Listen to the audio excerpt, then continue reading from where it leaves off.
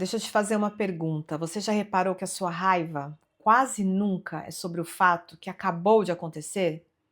A toalha molhada em cima da cama dos seus filhos? O copo fora do lugar? Aquela resposta atravessada que você dá quando alguém te faz uma pergunta simples, sabe? Você explode, cria uma tempestade.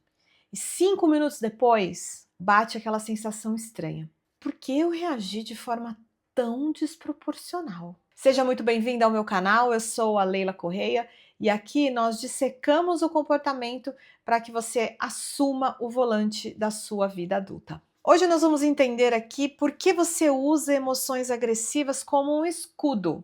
Nós vamos dissecar por que dar o nome errado para o que você sente é a maneira mais rápida de destruir as suas relações.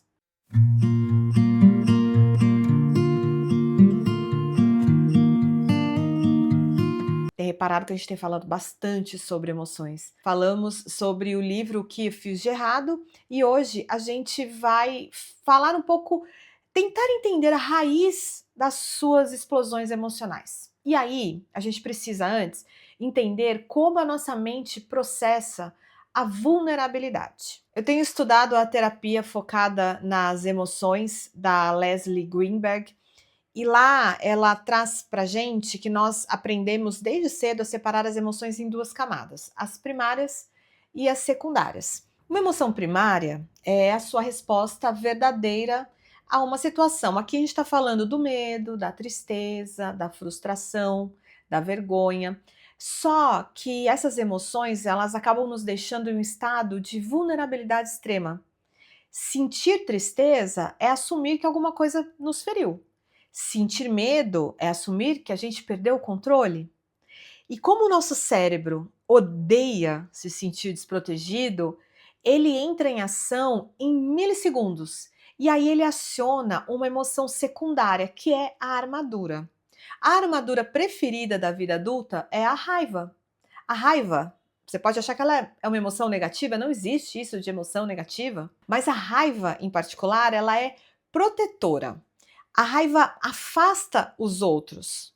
É muito mais fácil gritar com o seu parceiro do que olhar nos olhos dele e dizer: eu estou me sentindo invisível e tenho medo de que você não me ame mais. Porque isso é a sua vulnerabilidade.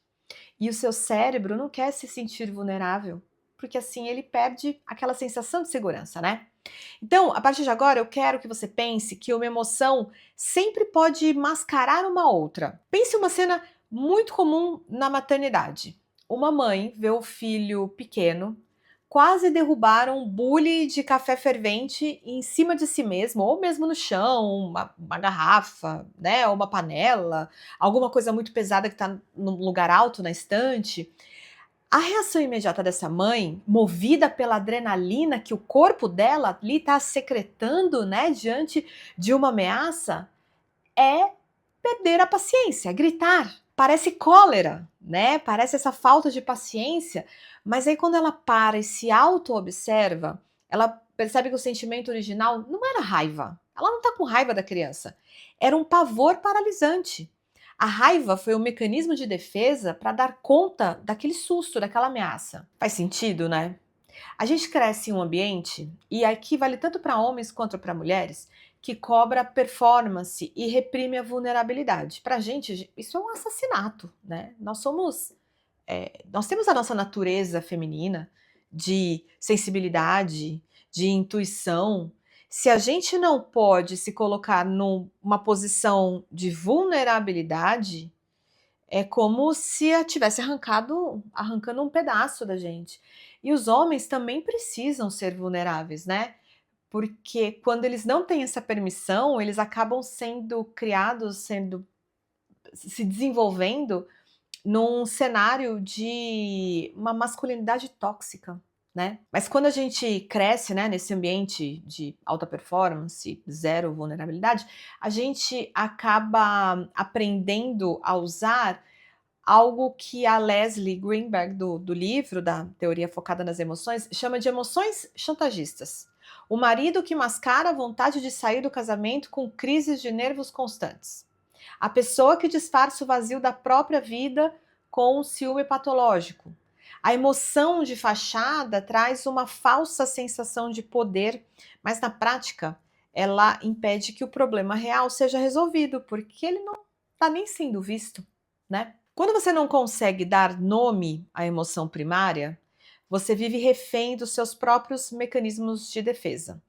Se você está exausta mentalmente pela sobrecarga do dia a dia e não sabe comunicar esse limite, o seu corpo vai transformar essa exaustão em impaciência crônica com quem mora na sua casa, com seu parceiro, com seus filhos. O nosso trabalho enquanto mulheres adultas é fortalecer o nosso freio inibitório. É aquele segundinho de ouro entre o estímulo e a sua reação. Da próxima vez que o seu sangue ferver e aí você sentir essa vontade de explodir, não engula a emoção, mas se questiona: qual é a origem dela? O que essa raiva está tentando proteger agora? É o meu perfeccionismo? É o meu medo de falhar? É o pavor de perder o controle?